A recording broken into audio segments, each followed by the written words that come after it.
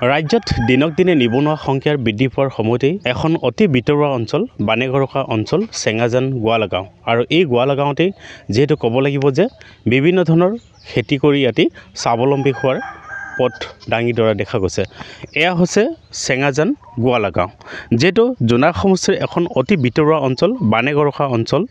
ইয়াতে ব্ৰহ্মপুত্ৰ লাগি আছে আৰু আনফালে লালি নদী আৰু দুখন নদীৰ মাজতেই এইখন গোৱালা গাঁও অৱস্থিত আৰু এই গোৱালা গাঁওখন যেহেতু যথেষ্ট সমস্যাৰ মাজত এইখন গাঁও ইয়াতেই বসবাস কৰি আছে আৰু এইসকল গাঁৱৰ ৰাইজে যেহেতু ক'ব লাগিব যে বৰ্তমান অসমৰ বহু নিবনুৱা সংখ্যাৰ বৃদ্ধি পাই যোৱাৰ সময়তেই বৃদ্ধি পোৱাৰ সময়তেই বহিৰাজ্যত কৰ্মসংস্থাপন যোৱাৰ সময়তে এই অঞ্চলত যিসকল কৃষিজীৱী ৰাইজ এইসকলৰ ৰাইজে এনেদৰে যেহেতু আপোনালোকে নিশ্চয় দেখি পাইছে এয়া হৈছে নহৰু আৰু প্ৰতিখন ঘৰতে এনেদৰে এই অঞ্চলৰ ৰাইজে নহৰু খেতি কৰি আহিছে। আপোনালোকক দেখুৱাম, এয়া হৈছে খুব সুন্দৰকৈ ডালপাত কাটি ইয়াতেই ৰ'দত মেলি থোৱা দেখা গৈছে। এয়া হৈছে এক নিদৰ্শন বুলি ক'ব লাগিব। গোৱালা গাঁৱৰ ৰাইজে এনেদৰে বহু ইয়াত কৃষক আছে, এই কৃষিজীৱী ৰাইজ এনেদৰে খুব এক সুন্দৰ এক পৰিৱেশ দাঙি ধৰা দেখা গৈছে।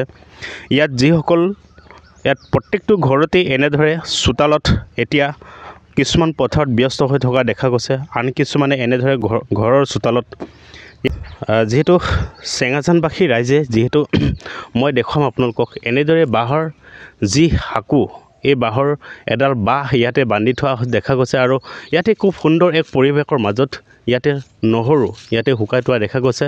এনেদৰে প্ৰত্যেক ঘৰতেই যিসকল লোক আছে খেতিয়কসকল কৃষকসকল এনেদৰে খুব সুন্দৰ এক পৰিৱেশৰ মাজত এনেদৰে বাঁহত বান্ধি আৰু কিছুমান মাটিতে ইয়াতে থোৱা দেখা গৈছে। মাটিতে ইয়াতে ঘৰৰ চোতাল আছে, এই ঘৰৰ চোতালতে খুব সুন্দৰ এক পৰিৱেশৰ মাজত ইয়াতে চোতালত শুকাই থোৱা দেখা গৈছে আৰু প্ৰত্যেক ঘৰতে এনেদৰে এতিয়া যিহেতু যি নহৰু খেতিয়ে নহয় বিভিন্ন ধৰণৰ ইয়াত গোমধানৰ খেতিৰ ক্ষেত্ৰতে হওক বিভিন্ন ধৰণৰ খেতি ইয়াত কৰা দেখা যায়।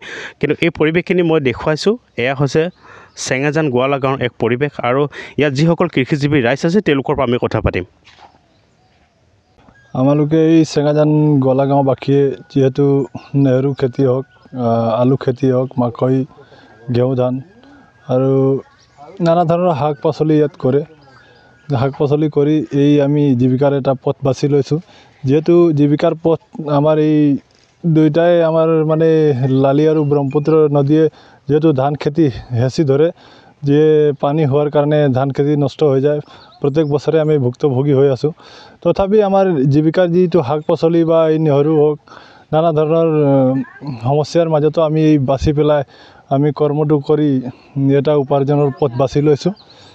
এই ইয়াৰ ভিত্তিতে আমি চলি আছোঁ। যিহেতু এই সমস্যাবিলাক কিমান দিনলৈকে আমি ভুক্তভোগী হৈ থাকিম আৰু বানগৰা খনিয়াটো লাগিয়ে থাকে, যিহেতু প্ৰত্যেক বছৰে অলপ হ'লেও খহাই থাকে।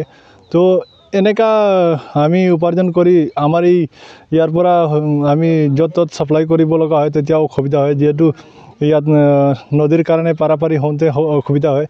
যিহেতু সৰু নাৱৰ পৰা আমি পাৰাপাৰি হৈ থাকোঁ, কিছুমান ইয়াৰ পৰা ডিব্ৰুগড়লৈ আমি পঠিয়াই থাকোঁ, কিছুমান চিলাপথাৰ, চিমেণ্ট চাপৰি, ধেমাজি আৰু জোনাই এনেকুৱা জেগাত আমি ছাপ্লাই কৰিব লগা হয়। তো ছাপ্লাই কৰোঁতে আমাৰ বিৰাট অসুবিধাত ভুগি থাকে ৰাইজে। যিহেতু নদীৰ কাৰণে চব পিনৰ পৰা নদী আছে, চাৰিওফালে নদী, পাৰাপাৰিৰ কাৰণে বিৰাট সমস্যা ভুগি আছে ৰাইজে। কিমানটা পৰিয়ালে এই খেতি কৰি ইয়াত? এইটো আমাৰ ইয়াত আগতেতো আছিলে 100 ওচৰা-ওচৰি পৰিয়াল, কিন্তু কিছুমান গৰাখহনীয়া লাগি পেলাই য'ত ত'ত ঠাই ল'ব লগা হ'ল। তো এতিয়াও 40-50 ঘৰ ইয়াত আছে, যিহেতু এই উপাৰ্জনৰ পৰা চলি আছে। এতিয়া ইয়াৰ দাম কেনেকৈ ইয়াৰ পৰা দিয়ে আৰু বজাৰৰ ক্ষেত্ৰত কেনেধৰণৰ? এতিয়া আমাৰ যিটো এই গাঁওখন বা আমাৰ এই অঞ্চলখন ক'ব গ'লে যিমান ৰেট আমি পাব লাগে ইমানটোতো নাপাওঁ। তথাপি 40 টকা 50 টকা এনেকুৱা যায়, কেতিয়াবা সময়ত কমি যায়, কেতিয়াবা বাঢ়ি যায়। এনেকুৱা সমস্যাত আমি ভুগি থাকোঁ। যিহেতু আমাৰ বাট পথৰ সুবিধা নাই, সেইটো কাৰণে আমি বেছি সমস্যাত ভুগোঁ।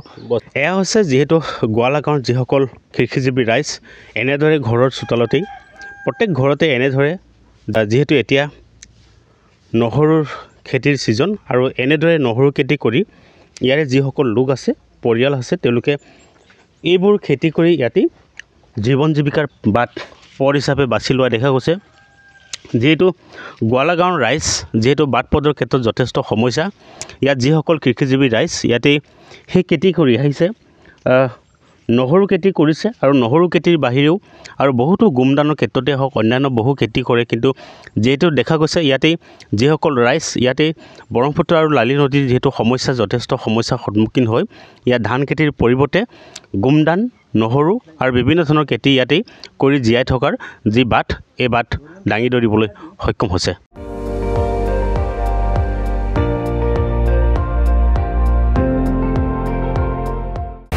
আপুনি চাই আছে ND24 সৰ্বশ্ৰেষ্ঠ নহয় সৰ্বোত্তমৰ দৌৰ